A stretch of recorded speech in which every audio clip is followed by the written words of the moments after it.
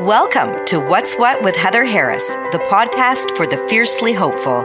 Here, we explore the lesser-known innovations, overlooked ideas, and hidden forces quietly shaping our human experience. I'm your host, Heather Harris. Let's find out what's what. There's something deceptively simple about sport. At first glance, it's just physical competition. Maybe a ball, a field, a set of rules, a game. But when you look a little closer, especially through the eyes of a child, sport becomes something much more profound. It becomes structure and belonging, even identity, and perhaps most importantly, it feeds dreams. For many young people, sport is often one of the first places they learn who they are in relation to others. It's where they experience discipline, failure, resilience, and joy, all within the safe parameters of play. And we know that youth who participate in sport show stronger long-term physical and mental health outcomes. So it is wonderful to know that recent research found that 72% of young people worldwide say sport is important in their lives. 72%. But access to sport is not a given. Even in some of the most developed countries, participation is uneven. Families are now spending over $1,000 per year on youth sports on average, so it's no surprise that the gap between high-income and low-income participation has widened significantly. So even in places of relative abundance, sport is becoming less accessible, not more. And when we zoom out globally, those disparities become even more stark.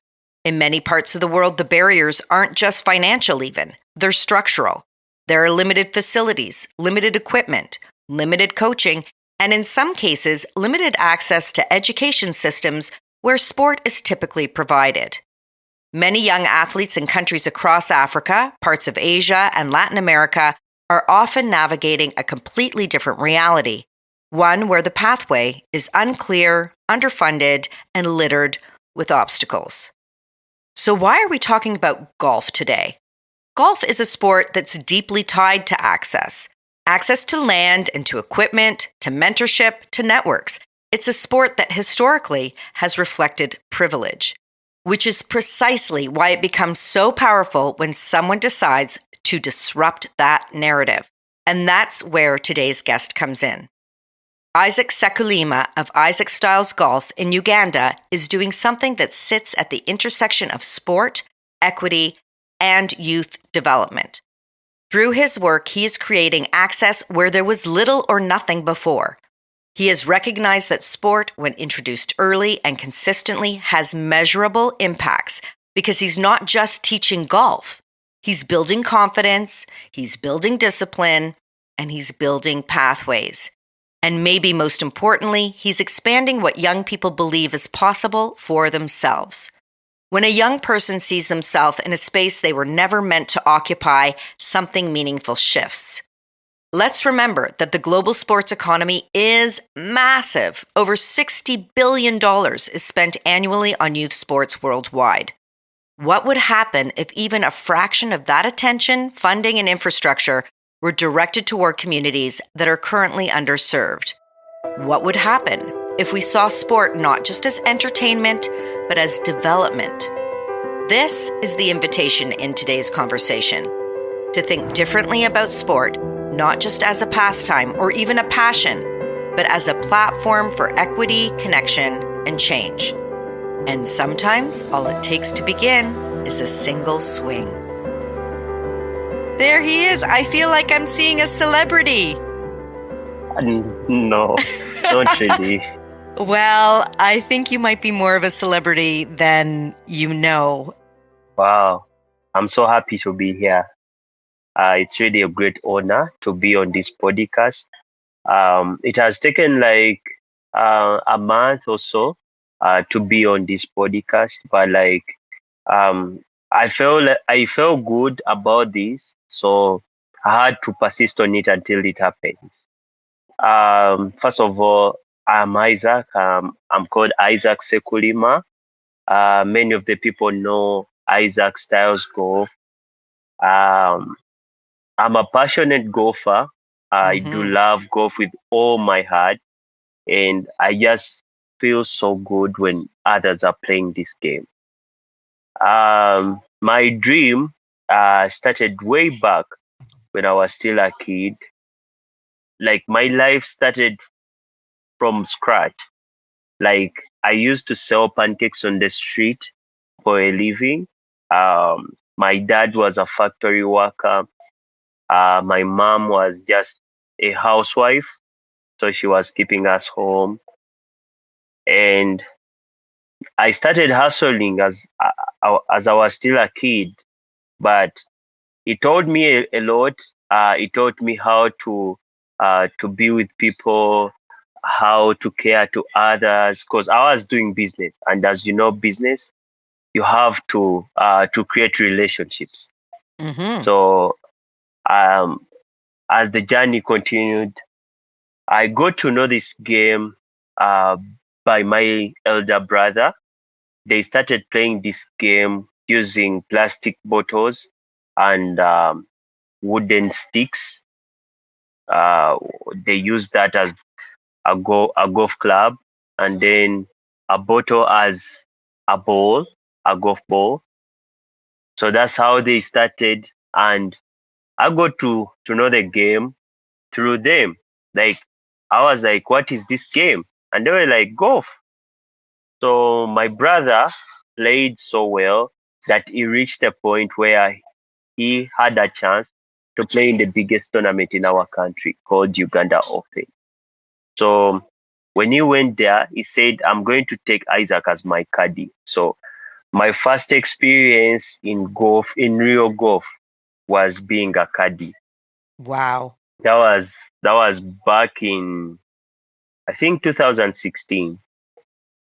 I went as a caddy, and there is a guy who hold out a pad. It was very long.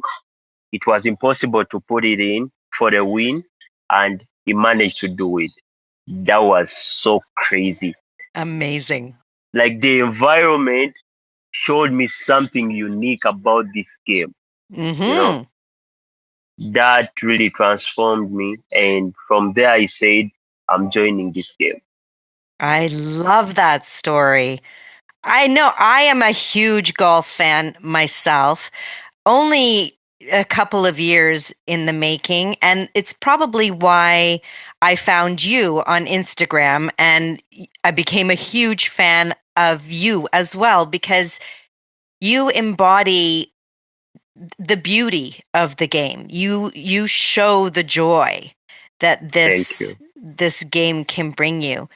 Sometimes you've referred to your story as an underdog story.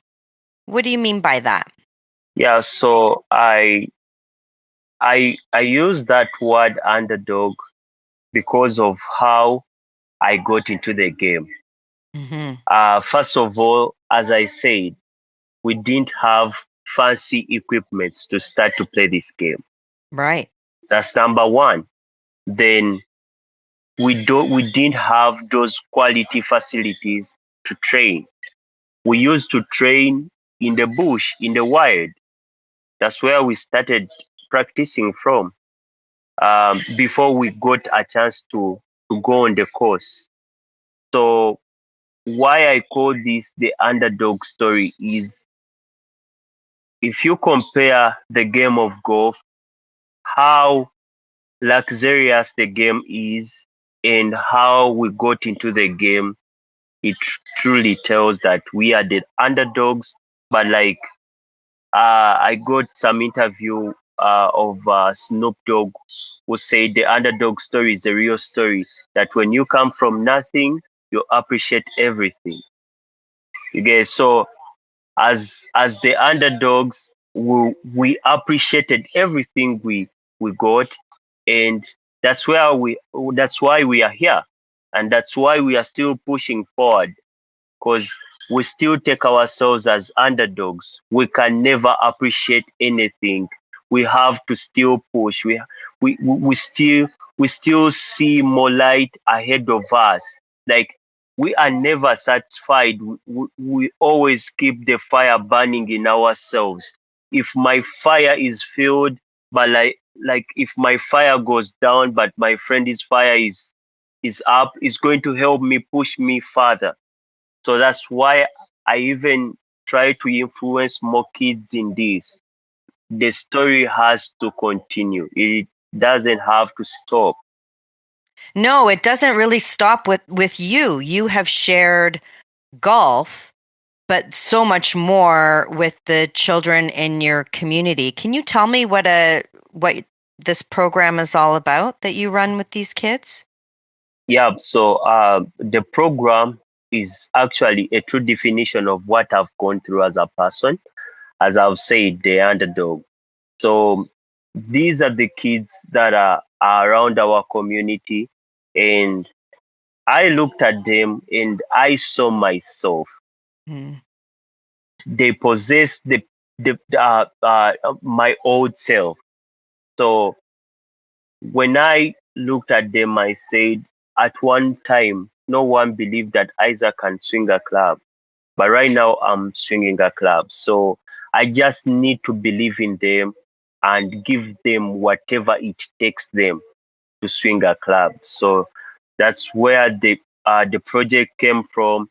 And as you know, we have struggles like um, these kids without being busy. Sometimes they end up being criminals around the community. So keeping them busy, keeping them in school, it's something that is going to secure our future as a community, as a country, and we hope to do it more. Like we see countries like South Africa, they are struggling with drugs. Hmm. If we bring such things that can just accommodate you as a person, like you don't need anything. The only thing we need is your commitment to work with us. Then we can solve all these stuffs. The drugs, um, the the criminal cases around our communities, we can solve them very well. Yeah, I think there is something very important about sport and youth because it gives kids goals and a reason to be better themselves. And I think your influence, from what I've seen, in those children's faces, and my God, some of those children can really swing and hit that ball. It's amazing. But Thank you. your aspirations and your drive has rubbed off on them. And so they are aspiring to greater things themselves. Do you also teach them English? I think I saw a clip of you holding up a whiteboard or something and teaching them a little bit of English. Yeah, so it has been a year of like a year training golf, and as you know, these kids have been totally down. Like education side, they are down. Skill side, they are down. Everything has not been on point, but I'm trying to touch every single thing bit by bit. And English is going to be one of our main focuses this year because it's one of the key fundamentals of communication around the world. So it's truly important. It really is very, very important. So you currently are operating in your local community. Is it spreading across Uganda? Do you have those resources to access other communities as well? Yeah, at the start of this year, my goal is to make the academy for my region, East Africa. And I went to Kenya to also do this, and my tour was successful. I fed around 800 kids. I taught around 1,000 kids. Oh my goodness. Um, so it's really possible, and the kids love the game. But just like it was a try. Like I was trying everything out. I was trying to look for, I'm looking for passion. Hmm. In everything, I am looking for passion. I believe with passion, nothing is impossible when someone has the passion. So I go out, I give a chance to anyone who can show me that he has the passion. I don't limit myself to anyone. That I'll be specific to my community. I'll be as big as I can as long as anyone out there can show me the passion to chase the dream. Yeah. So I tried it in Kenya. It was successful, and I hoped to make a, a foundation that side because they really love it. But it's just that I'm this side of the world and they are the other side of the world. Yeah. That's a Yeah. challenge. It is. I mean, I think you're going to face a lot of challenges along the way, but I think it is uh, a project and a vision that a lot of people can get behind. And whether you love golf or not, I mean, I certainly do and have a passion for it. But it's about bringing these kids something new and a dream.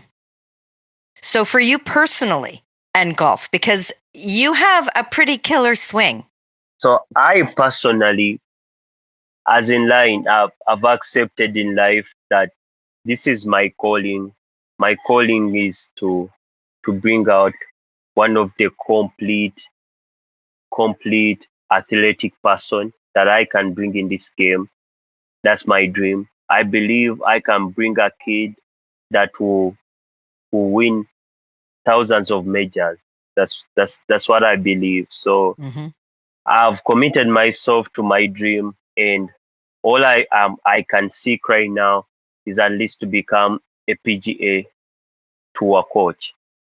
If I can become a tour coach, I have all the qualifications to operate anywhere in this world, and I think with my project it will be a success because I'll have all the qualifications to make it happen. Mm-hmm. So what are the steps to becoming a PGA Tour coach? How do you get to that point? I've not made enough research about it, but all I know is I just have to keep swinging. I just have to keep my game in shape, Yeah. and I just have to uh, to get my books well because a dropout in I'm a dropout. I dropped out in my high school, so I have to complete my high school. Then after completing my high school, then um, I can have somewhere anyone can come and help me. So Mm-hmm.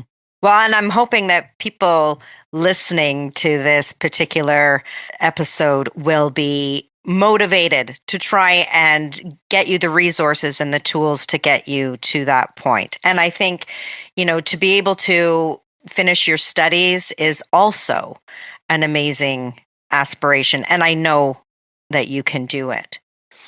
So I have to ask you, as a golfer, what is the magic of the game? What is it about golf that is so amazing? one thing I'll tell you about golf. Golf is one thing that has taught me to feel pain and love pain. Mm. Okay, let's call it a parent you love the most and you hate the most. That's all I can say in simple terms. Golf is one parent that you hate the most and love the most. So well put. Yeah. That makes a lot of sense to me, particularly as, a novice golfer. You're really only competing against yourself and the challenges within. You find resilience, you find persistence, you find that fortitude within to keep going, even if you're not doing so well. I got a message from a friend on Instagram and was like, golf helped me through my divorce. and I Yeah. laughed. I was like, it was like if I didn't join golf through my divorce, I was gone. But like I managed my divorce um processes and everything is fine. So Yeah, golf golf is more than a game. it is. It's the life we live in. Yeah.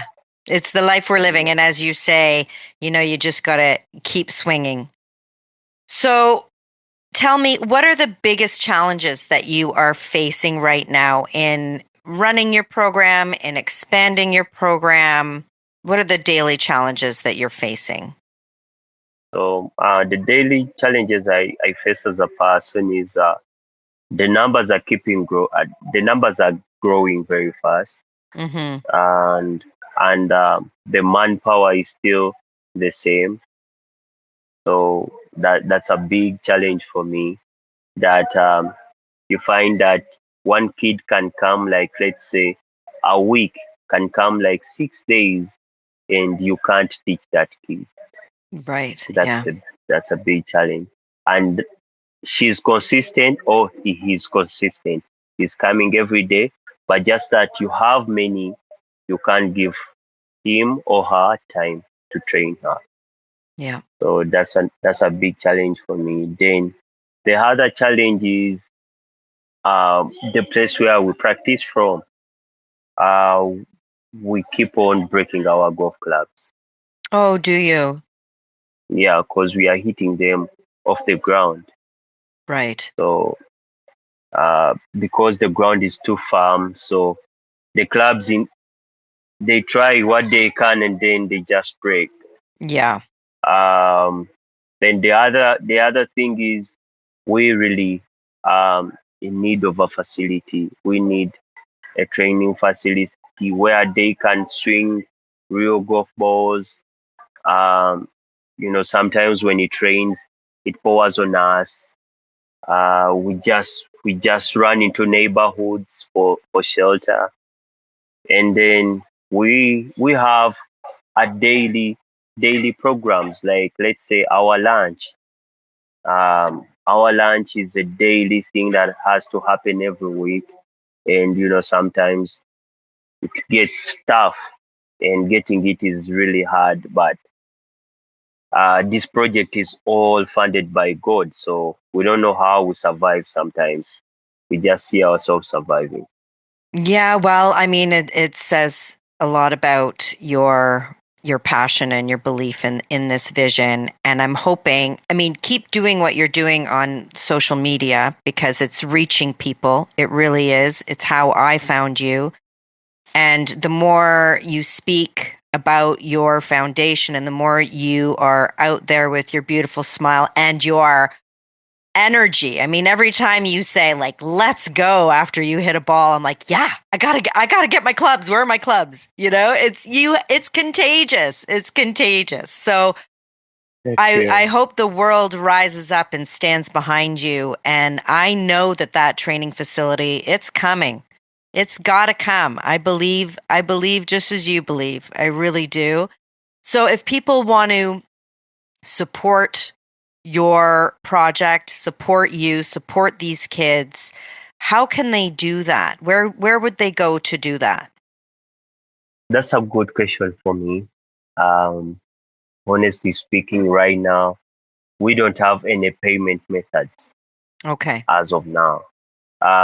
Because the biggest challenge I've got as a person is I am in Uganda, and in Uganda there are a lot of payment methods we don't use here, like let's say a PayPal and stuff. So I have to get someone who is based maybe in the United States, in Canada also, uh, to get my account set. So Right. I don't have a friend that has been helping me through the time with some people who wanted to donate. He's called Johnny Pipeline. He's a co-founder of the Stars Foundation, because Okay. he has been the sponsor for it um, through the time. Like ever since I started it, he has been the sponsor of it. So he can be a good person to help me with the finances if anyone would wish to donate to my foundation. If you have a link that I could actually put on the show notes where people could access him, or some way that they could forward donations to you directly, that would be wonderful, because I know that there will be a lot of people out there who will wish to help, myself included. And I really want to follow your story. I think you are a very impressive human being, and very inspiring.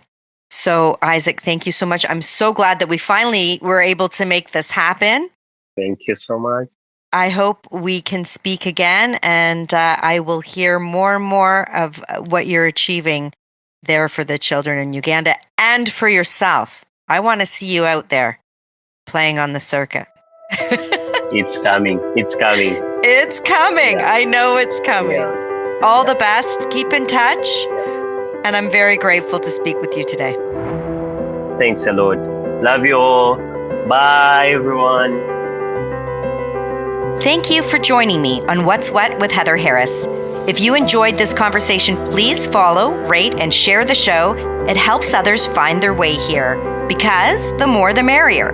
The future is something that we influence and imagine together. I'm Heather Harris, and until next time, stay curious and stay fiercely hopeful.